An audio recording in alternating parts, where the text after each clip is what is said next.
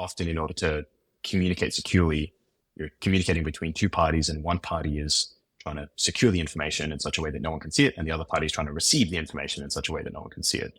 And we call those people out. Like typically you call them Alice and Bob, because when you're describing a protocol, it's just easy to say, well, Alice does this, sends it to Bob, then Bob does this. So what I actually want is I want this for my apartment block, because my wife and I always like fight over who has to go downstairs to the concierge to pick up the parcel. So I just want it in the system. So I just like, open this little slot in my apartment, and it just goes from the concierge to my little unit. I didn't know this, but more than 50% of the transport and distribution lines built in the US were built in the 50s and were engineered to have a life expectancy of 50 years, which means basically all of them are like beyond their expected life in terms of how old they are when they were designed to work. And the rest of them, 2/3, are going to be out of commission in the next 10 years. It's designed for urban environments, therefore noise pollution, electricity, no pollution, like it's not using fossil fuels or anything like that. Those things make it interesting. So I think it's more geared towards the environment as being useful, which is interesting. How soon are we going to start seeing rich people dropping out of the sky? Well, apparently 2024 in Paris. So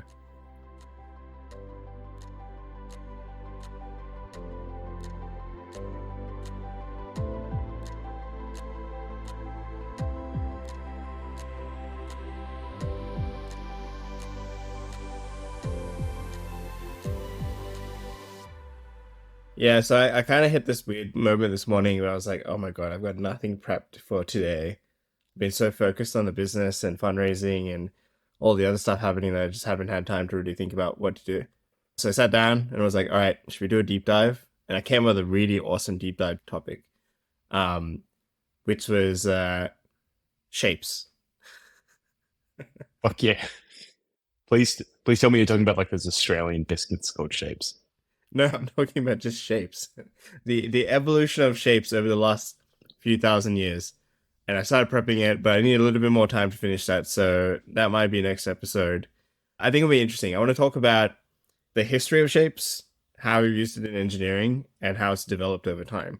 And I don't know, the future of shapes, I guess. I haven't got to that part yet. Where do you come up with these ideas?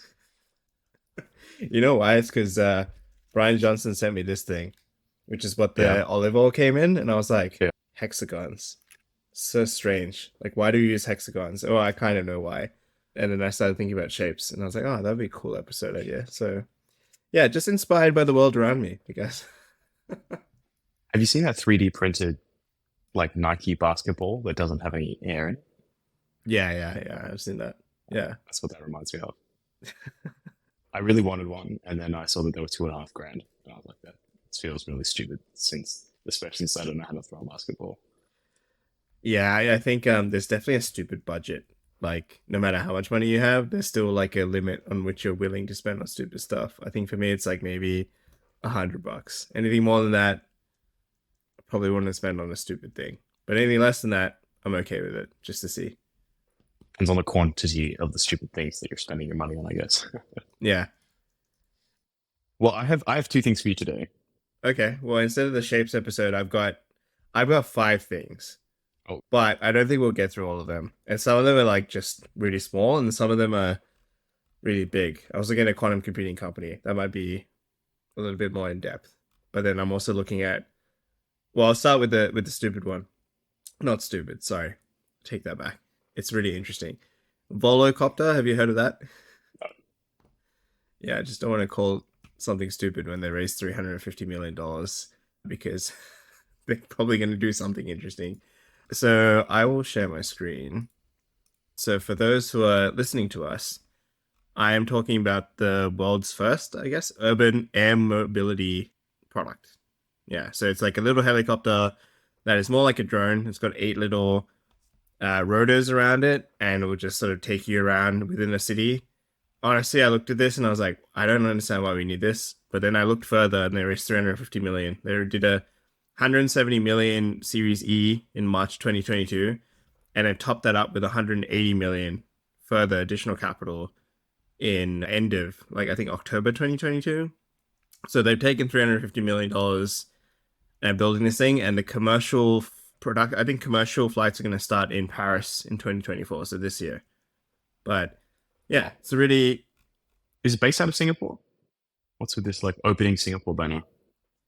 yeah. I think they're opening in Singapore soon, but I believe they are a Munich company or Paris-based company. It's definitely in Europe. I'm so keen to this.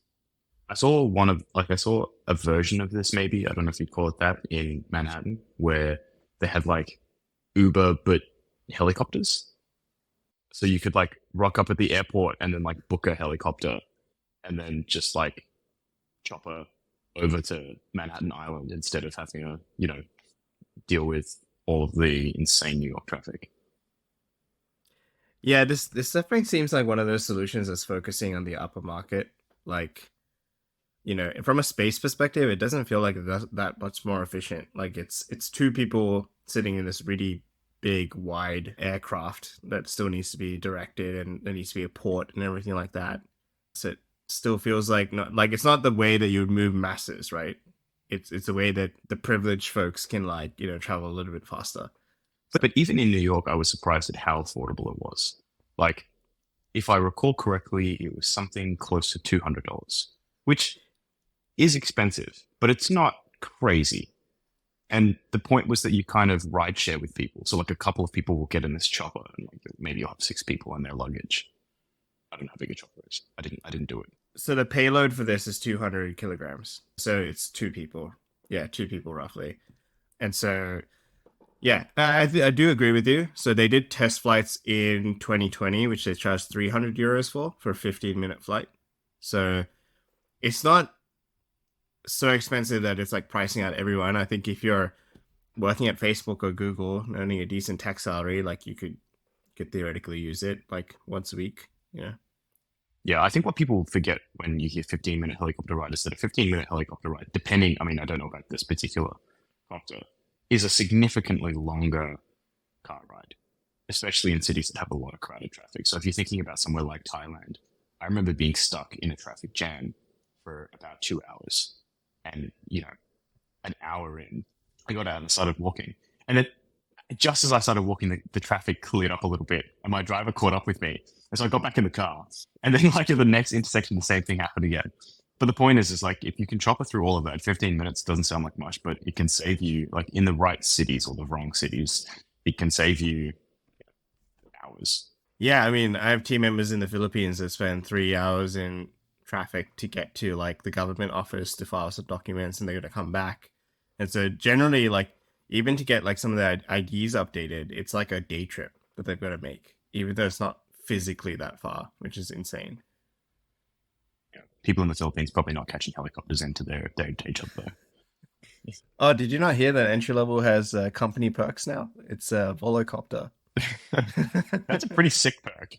Like, not gonna lie, that's a cheap perk, really. If you said like one person gets to ride to work each week in a chopper, what's that costing you? $200 a week extra. What an insane perk.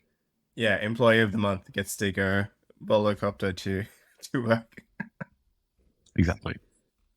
Yeah, that's what I bet for you. We got Volocopter. Okay, let me see what I think about Volocopter. Okay, one thing that I don't like about the space in general is how people have started calling them flying cars, and I feel like it's the flying car equivalent of when that stupid little skateboard thing came out. People called it a hoverboard. It's like it's not a fucking hoverboard. Um, I know I'm ranting against a company that literally has the word copter in their name, so maybe that's not fair. But I really hate that this category started like trying to rejig themselves by calling them flying cars when actually they're just mini helicopters. They have owned the air taxi label, by the way.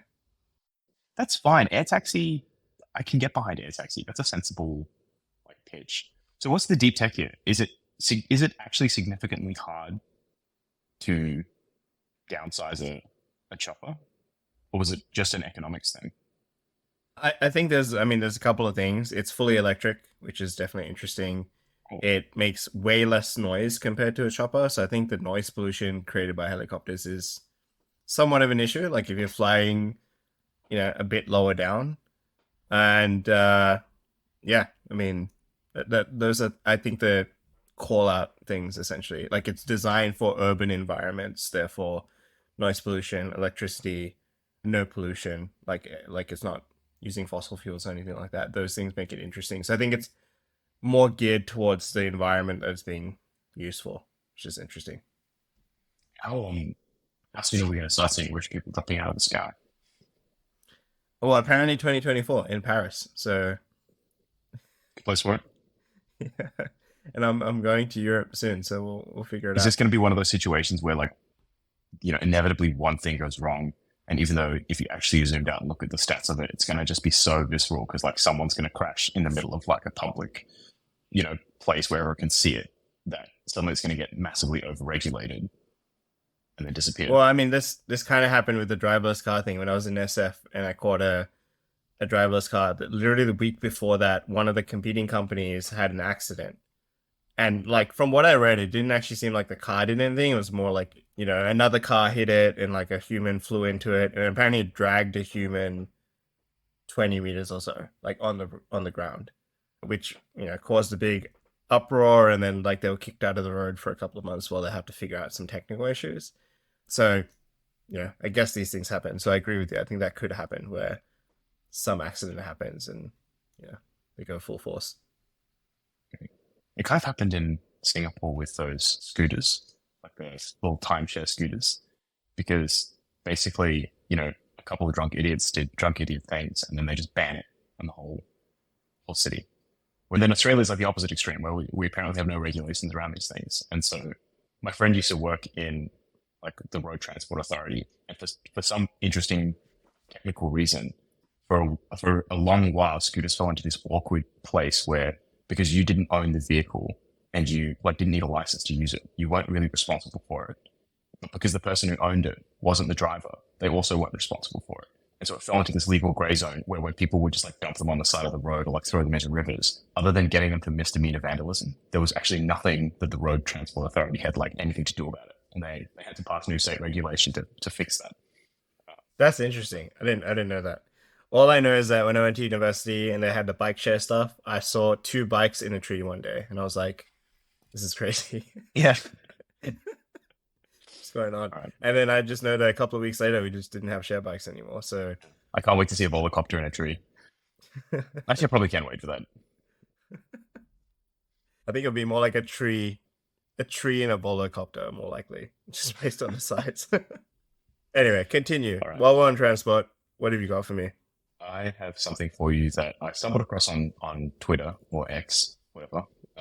And I was looking into it, and both of the things I want to show you today, I didn't pick them because of this, but it's a happy accident that they both have this, which is that their websites are quite nice, and they have like little diagrams on their website about how their tech worked. So I thought it would be cute to show. I had this whole thing that I was going to bring up today that a lot of the deep tech companies I was looking at had really pretty websites. And I thought, I don't know why there's a big trend now. And I kind of was thinking like, these guys have raised $100 million or so for various different deep tech things. Why is it the website is so important? Is it for fundraising? It's not for fun. Well, I mean, not directly. It's because when you have a deep tech idea, sometimes distilling it to its essence can be really, really challenging. And a visual medium like a website is not, it's like almost there, but it's not quite there. It's like almost like a presentation. So you need like this mini lecture in your website that can break it down and really get at the core of what you're doing and make it accessible and understandable. Because I think for a lot of people, if you give them the tech pitch, like the pure, just verbal version of it, it's very challenging to just immediately ingest it and understand it. So it makes it more approachable to potential customers. A really key example of this is like in the quantum computing space, for example, or the supercomputing space. The words are so like almost vague that even as a customer of this stuff, you're like, but which part of the solution are you getting at? Are you the right vendor for me? So it can be very helpful for breaking that down. That's my hypothesis, at least. That makes sense. Has that inspired you to upgrade your website? No, I still don't have a website. No. We seem to be doing fine with that one for now. The biggest challenge we have is hiring, because people rock up to a hiring meeting and they're like, who are you guys? What do you do? Yeah, that's a good point, actually. Yeah, attracting capital, and attracting customers, right? Like those are the main things your website is doing in general. So can you see my screen? Okay. This is like, I don't know if this is the right word, but there's like pneumatic tube delivery systems from like ye old days where people would like Oh yeah. put in, it's like this, but for the modern era. And so the whole purpose of Pipedream seems to be what they call it is like last mile delivery. So you've got something at like a fulfillment center and you want to get it from that fulfillment center to, the customer. And so you put stuff inside this little autonomous robot and it drives through these pipes. So the pipes themselves aren't the delivery mechanism. So that's one really big difference between this and like a pneumatic tube system. And it also makes it much more durable. So instead of like having the loop be, or like, the hyperloop be this like vacuum tube that pushes things through, it's just a tube for like a little robot that can drive at very high speed. And I love the simplicity of it. And if, yes, you got this little diagram of very approximately how it works. Because the robot's driving it, it really simplifies a number of things. So one is that they eventually want to go, like full autonomous Amazon warehouse factory style, which I think is a great idea. The second is that the tube itself is much, much simpler. Like you need basic thermal controls, which are not that hard to do when you're putting the tube underground, but you don't need to worry so much about like the condition of the tube. They say hyperloop for delivery, and one of the major issues with something like a hyperloop is that it's very hard to build the physical loop. So instead, just build a super simple one. It's made out of PVC piping, which is laid by just like standard companies all around cities already, and then you just drive these little robots through it. And yeah, I thought it was a really cool idea to have this sort of like to your home delivery system. I think their biggest challenge is probably going to be that to actually get this to be truly last mile, you are going to have to get these installed in people's houses, which I don't think is going to happen. And so in the interim, what they're doing is they're essentially taking it from like different parts of the city to other parts of the city at high speed. So that just, like Grab drivers and delivery drivers can just pick it up and do like these little quick runs. And yeah, you can do, I think they're eventually going to be building up to like inter-city transport as well. So if you need to move something from one city to another, you can do it in a couple of minutes. Yeah, but that's the pitch. Yeah, this is so cool. Just like watching the video of this little thing. Yeah, so they're already live in 6 cities. Oh, that's so cool. If you go across to the cities tab, they've got like a little network flow diagram. Oh, wow.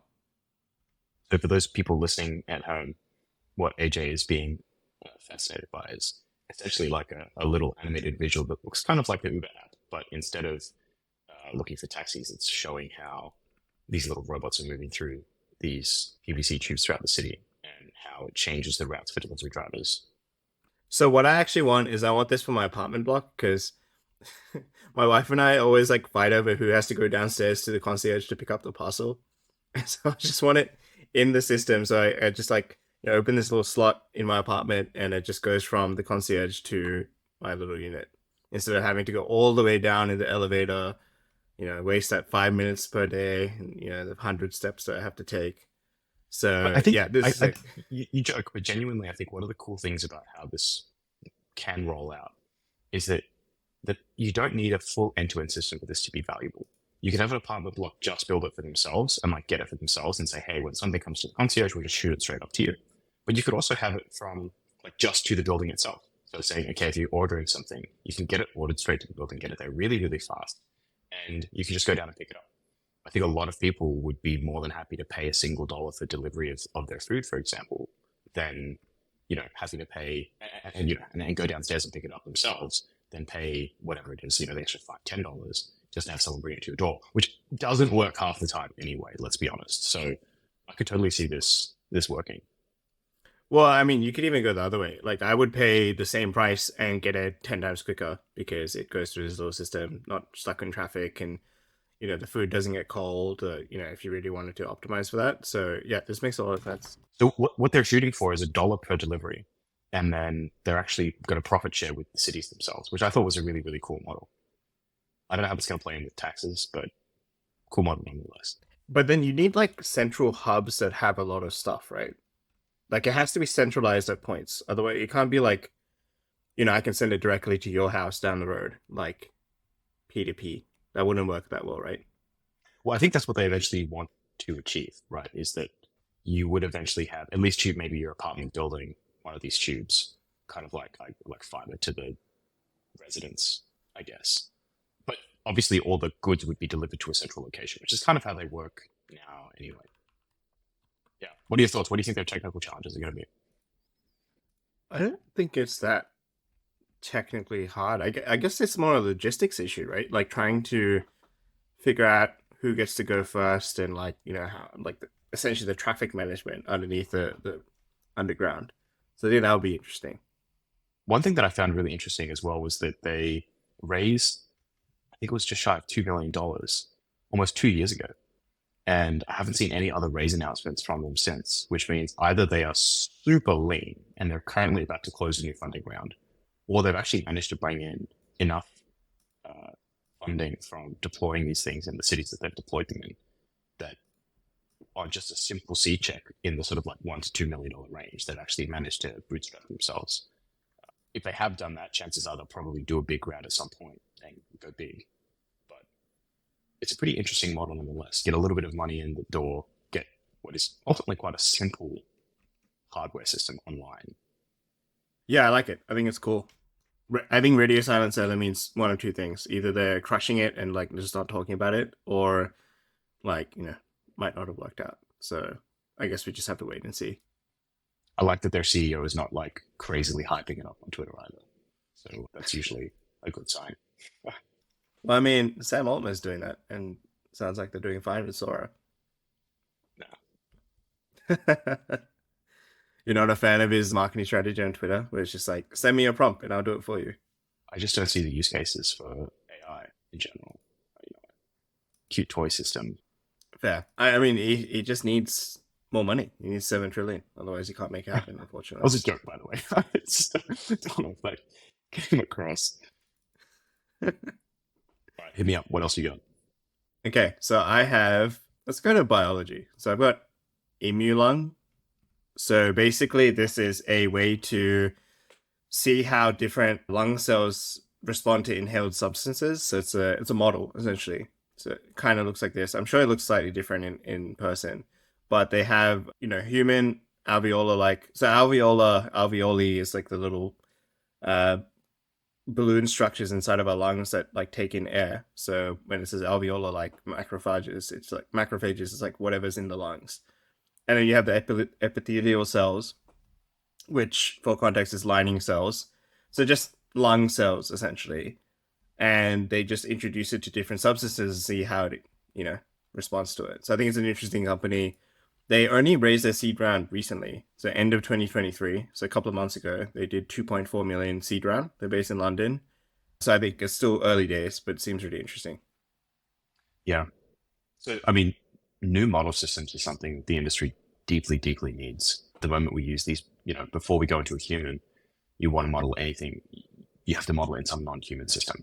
And it can look really great in that system and then fail miserably in humans, or equally bad, it can look really bad in those systems and then, typically we do the reverse. We serendipitously discover things that work really well in humans that don't work at all in a lot of our model systems.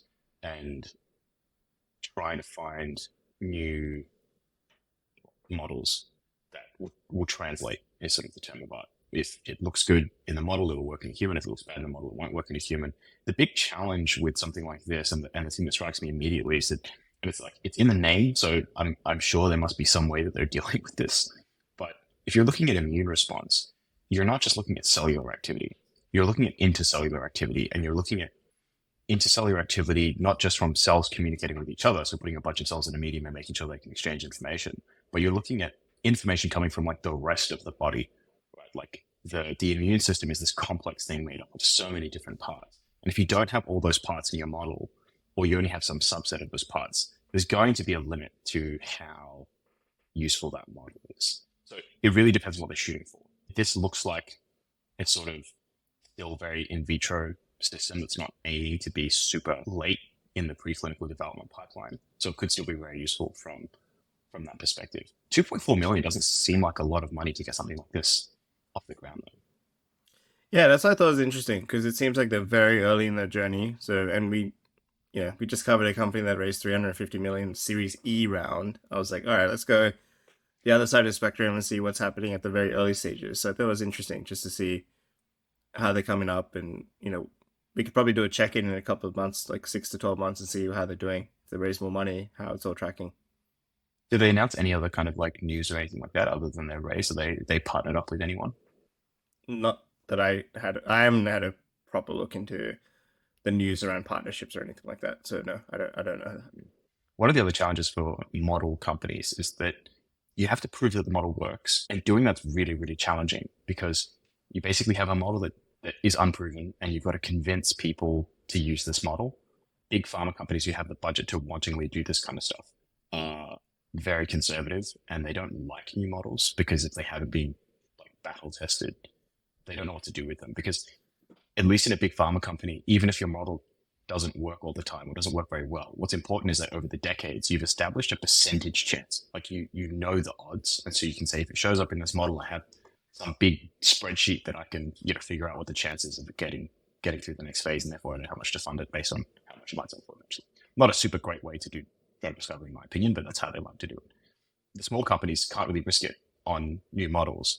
And so often companies in the space, and you see this a lot across all stages of the drug discovery pipeline, you come up with some new platform technology like this, and then you end up having to develop your own drug just to prove that it works. And then all of the value of your company ends up tied to the value of this asset, which is not really what you're there to do. And that can be a huge challenge to overcome.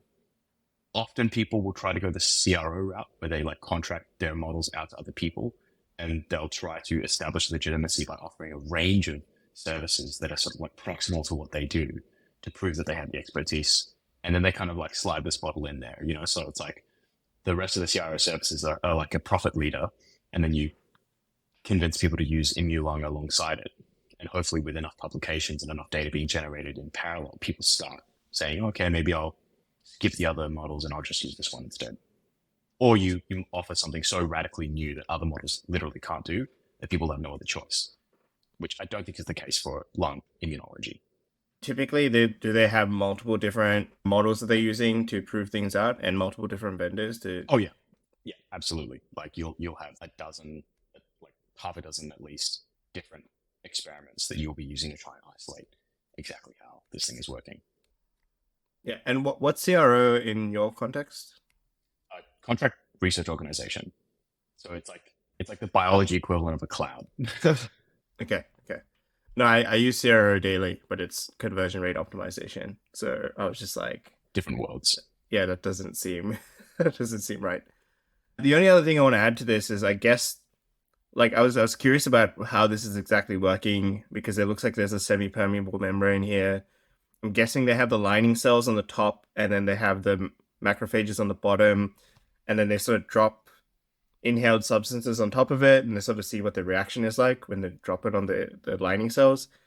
I'm not entirely sure. That's just what I understood from the diagram and the information there. But we may do a deep dive. Who knows? We may talk to the team, figure out what's happening in a little bit more detail. Showing me your next one. I see Alice and Bob sitting there on the left side. All right, we can go to Alice and Bob. So, for context, they have raised 40 million. They raised 30 million Series A in 2022. They are based in Paris. Most of the companies I found were based in Europe. I think there's a lot of interesting deep tech stuff happening in Europe, which wasn't aware of until I started researching it a little bit more deeper. They have created a self-correcting qubit. So I guess, the basics of quantum computing, just to go over it, like you have quantum bits, which are like classical bits, but, a classical computing, you either have a 0, 1, like a line, whereas in quantum computing, you think of it more like a sphere, and it's pointing at a point on the sphere, and the north pole is, say, 0, and the south pole is 1. And it's got information that could be a state of both 1 and 0, or, some combination of those things in between. Then you have the concept of quantum superposition, where you can have qubits having multiple different states at once. Now, one of the ways that one of the biggest challenges for quantum computing is decoherence. So just the fact that interference causes them to lose their quantum state. And there are two types of errors, or mainly two types of errors. Phase flips, which they alter the quantum state without actually changing the information being held. And then bit flips, which is like it just switches from a 1 or a 0, which happens in classical computing, but from what I've read, happens more frequently in quantum computing systems. They have created something called a cat qubit, and they have a really amazing website, by the way. Like when you just go through it, such a beautiful website. And essentially, I was going through the details of it. They use something called bosonic codes, and things like that. But I guess the thing to understand is that they've created stuff that is resistant to bit flips and have created systems to stabilize and reduce errors, essentially, or have automatic error correction, essentially. So a self-correcting qubit. That is the main innovation that they're sort of focused on right now. Yeah. Just to put this in context as well, at a less technical level, what's interesting about qubits from a computer scientist's perspective is that both in theory and in practice, the amount of data or the amount of states that you can represent rather, it increases exponentially with the number of bits that you have respective to classical computing. Because in classical computing, if you have a number of bits, they can be in one particular state at a time. Whereas in a quantum computer, they can be in potentially several states at a time.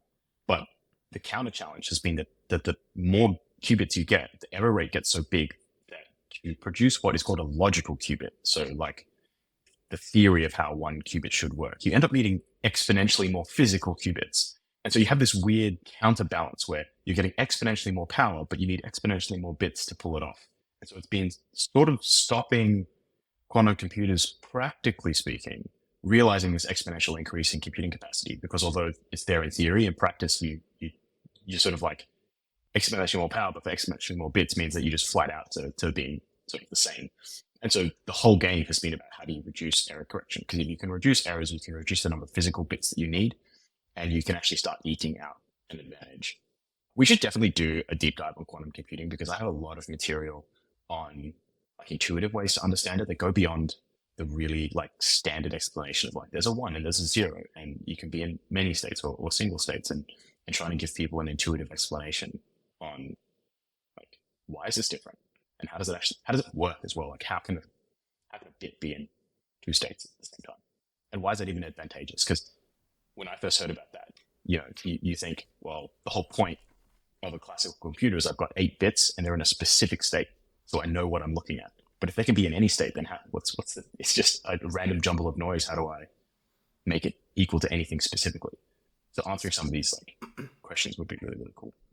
Yeah, and even the fact that like when you measure it or try to read it, it will lose its state. And then you're like, okay, well then how do you actually do stuff with qubits? How do you actually make it work for you? So yeah, I definitely want to do a deep dive.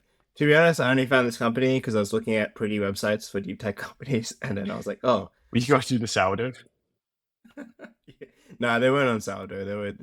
Actually, I have no idea if it was built by sourdough. It might be. No, I don't think. Do you know why they called themselves Alice and Bob? I'm guessing because of the cryptography thing, right? Well, I mean, that would have been my assumption, but is that what they're looking at as their key application for quantum? Oh, I thought you were asking a leading question, like you were gonna reveal something to me. Like I know, yeah. I've just been like furiously Googling in the background. No, I'm just guessing it's based on that like classical computation thing, cryptography thing. Do you want to quickly explain what Alice and Bob is for those who might not know? Well, in the context of cryptography, usually you're dealing with communication. And so often in order to communicate securely, you're communicating between two parties, and one party is trying to secure the information in such a way that no one can see it, and the other party is trying to receive the information in such a way that no one can see it. And we call those people out. Like typically you call them Alice and Bob, because when you're describing a protocol, it's just easy to say, well, Alice does this, sends it to Bob, then Bob does this. And then usually there's Eve as well, who represents the eavesdropper, the person who is trying to break the protocol. So really they should have called themselves Eve, but that's fine. Whatever. I'm not mad. I didn't actually know about Eve. That's interesting. I would have thought maybe they would pick like a C name, like. But Eve for eavesdropper, right? It just works. Yeah, it definitely works. Sometimes you see people use Charlie, but those people are wrong. Yeah, that's what I got for you. I got Alice and Bob. Interesting to see where they take this. It sounds like also their video is really nice too. It's worth checking out and seeing like what they're up to. But it seems like they're focused on error correction first, and then they want to scale it to get the most practical quantum computer first. Like that's their sort of vision and mission. But what's different about them? Because I feel like that's what everyone is doing. Like in the quantum computing space, it's just like reduce errors, scale to practical. Yeah, I think they called it a cat qubit. So I don't know. Like I think that's the That's the thing that was different. They did publish some papers on specifically how they're achieving it and how they're making it work. But I think that requires a whole episode because I have the notes in front of me, some of the more in-depth stuff, and I still actually need to read a little bit more in depth because some of the explanations I would give, I need a further explanation into like what that means and what that means, and I kept going into like this loop of like trying to figure out what those things meant. So yeah, we could probably do a whole episode on quantum computing, and I think error correction will be honestly a big portion of that. Fair enough. All right, let's move on to my next one then. Gridware.io, if you want to get that website up. How did you find these companies, by the way, out of curiosity? So I follow a number of different people on Twitter, and then like in preparation for some of these episodes, I like save tweets that I find interesting, and then I go back through them. And there was this one guy who put out a tweet of just like some of the interesting deep tech companies out of California, and both of these were on that list. And so when I was looking at them, I found these to be the most interesting, and they also had like these cute websites that gave a little bit of a demonstration. But before diving into Gridware, I wanted to sort of like frame, I guess, the problem. So I didn't know this, but more than 50% of the transport and distribution lines built in the US were built in the 50s and were engineered to have a life expectancy of 50 years, which means basically all of them are like beyond their expected life in terms of how old they are when they were designed to work. And the rest of them, 2/3, are going to be out of commission in the next 10 years in terms of, again, like how long they're expected to last. And most of the fixing process has just been very patchwork. I'm talking very specifically about the US, has been patchwork. So it's just like, fixing shit when it goes wrong. But there's been very, very little development in trying to improve the actual fundamental infrastructure. About 40% of additional power generation comes from like natural gas and renewable. So like of the power that we have added, which is not much, half of it's renewables. And so the infrastructure fails constantly. So I think there were 3,500 power outages in the US in 2015 when the last sort of like major census on this was done, averaging for just shy of an hour, which is pretty crazy when you consider how critical grid access is for a number of different applications. And so it's kind of like, I don't know, it's kind of nuts that the situation is so bad. So I really found this company quite interesting because instead of trying to like go the direction of saying let's create fundamentally new infrastructure, they've gone the direction of saying, well, if this is going to like it's very pragmatic. So what these guys do is they have basically built this little node that you can attach to your power lines, and you can install it without actually like depowering the lines, which is very, very cool. And it sort of plugs in and monitors the line and gives you this real time, I think it's like 6,000 checks per second, like down to the pole of where a fault is happening. It's completely disconnected from the grid, so it's fully solar powered. So it functions even when the grid is off, which for obvious reasons, you would want your monitoring infrastructure to be working like this. And basically it just gives, it makes your energy grid intelligent, and you can get real-time stats on what's breaking, where it's breaking, what's looking like it's beginning to break, what catastrophic events have happened. One of their weird pitches is they kind of go this angle of like helping prevent wildfires. So apparently in the US, some ridiculous number of wildfires are started by things falling on power lines, and that creates a fire. So yeah, I thought this was really cool. If you go to their How It Works page, they give, like a nice little diagrammatic breakdown of like what's in this thing. Although you're playing a video, so I guess it's not going to be more in depth than that. Well, I mean, I have to say this. Amazing website. Again, just every single time the websites get better, which, I always appreciate. But this is really cool. I like the tech. That makes a lot of sense. Very clear problem, right? And the tech isn't super difficult. Like, they figured out how to power it. They figured out how to detect it. And then, they can keep track of it. It makes so much sense. Yeah. And I think I would guess that most people have seen in the news, like the number of failures of different power lines that are constantly happening, like especially in like Texas, for example. But what I didn't know was that actually all of the electrical grids, or the three major electric grids, one of them is the Texan grid. I think the other is called the West Interconnection, and then there's the East Interconnection. They're all operating beyond their capacity.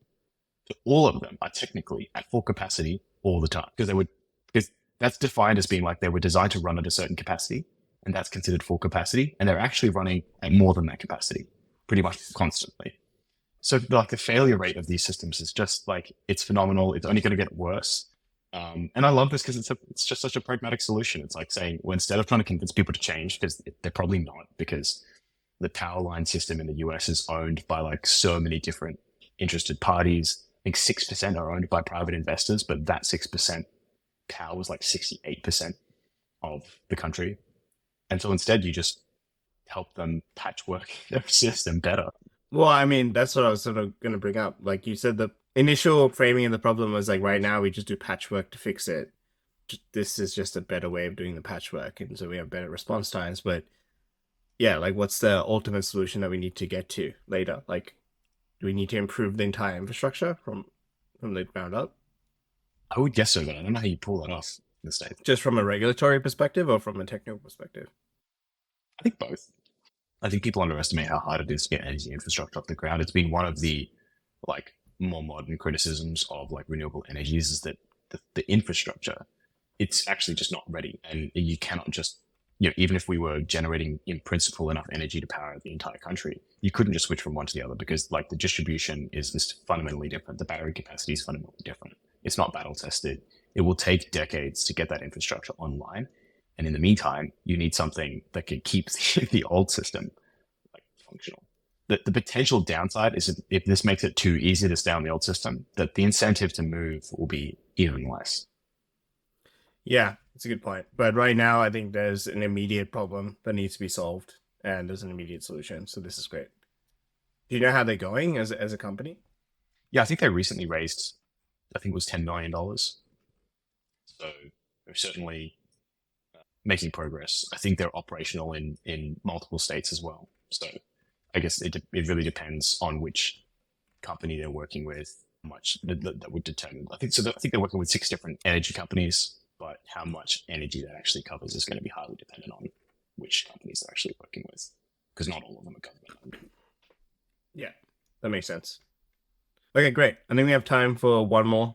I'll share a really quick one. We can wrap it up there. So I've got a company called Sonio that does AI models for ultrasound, which I think just makes sense. So right now, the way that ultrasound works is that you get these like obviously black and white images, and people are trained to diagnose and figure out what's happening based on the ultrasound. Have you gotten an ultrasound before?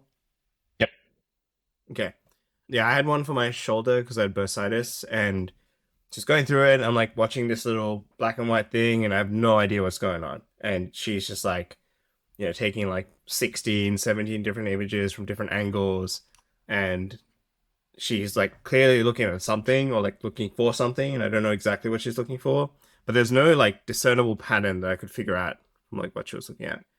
So I think it makes a lot of sense that they've trained a model that's able to sort of figure out what's happening and provide diagnoses and recommendations on what's happening. So that's essentially the tech. From a company perspective, they raised 14 million Series A last year, and they are also based in Paris. So yeah, it's the French, man. All of your information is coming from Europe right now. Like, what's your info feed look like? So usually I have a bunch of different info sources like newsletters, books, whatever. But in this case, I just Googled cool deep tech companies and then found a bunch of lists and went through it. Just good old fashioned Google, and Fair found some enough. companies this way. So I reckon part of why this happens is that the Eurozone has, in the last several years, established some very high-profile non-dilutive funding schemes, some as large as 70 billion euros, I think, was one of the biggest ones. And I mean, it seeds the ecosystem, I think, for obvious reasons. Being able to pull up funding several $1 million without taking on any dilution is pretty cool. So it sounds like they're focused on prenatal. I mean, just looking at this website, right? Like they're focused on looking at pregnancies. Yeah, and I also think they have more UX wrappers around it too, so they provide a better experience for patients to be able to look at their ultrasound scans. Like it's like a nice app, all these other things around it as well. So they're trying to make that experience a little bit nicer and help with diagnoses and finding issues. Are they looking for issues that the child might have during the ultrasound? Yeah, yeah. I was going to say, because finding the baby in the ultrasound that one's definitely easy. Like when I got my shot of ultrasound, I had no idea what I was looking at, but when I was looking at friends' ultrasounds of babies, like you can tell what's going on. Well, I mean, even this, like, I'm looking at it, lips and nose. Like, is that the face on the left for this image, or like I don't know what's going on. And the bladder looks insane. I don't even know what that is. So probably helps the patient also understand what's going on. That's true. Often underrated.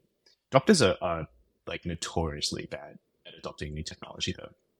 That's the only immediate criticism that comes to mind here. That's true. I think even for me personally, trying to do some of these more like, you know, like unapproved schemes that haven't been taught in medical practice, like the whole Brian Johnson stack and stuff like that, I've had to definitely go through different doctors to figure out who's actually interested, just as interested as me, to like learn this stuff and figure out what's going on and read the papers and like give me feedback as well. And thankfully, like after going through 4 or 5, I found one that's really great and like is supporting the entire thing and sort of working with me on it. But yeah, you're right. It's very hard to get them to adopt new things. All right. Shall we technocratic that up? I think it's your turn this week. So, as you know, we spent a lot of time researching for this episode. I had to Google and figure out all this stuff. And then, you know, obviously 50 more Googles after that to figure out, you know, how much did it raise and what's going on and how does the tech work. So a lot of effort in there. And I've decided to up my hourly rate. I know I said it was $5. I'm going to ask for a modest 25, right? Long is going to discount his hours from 5,000 to 4,000.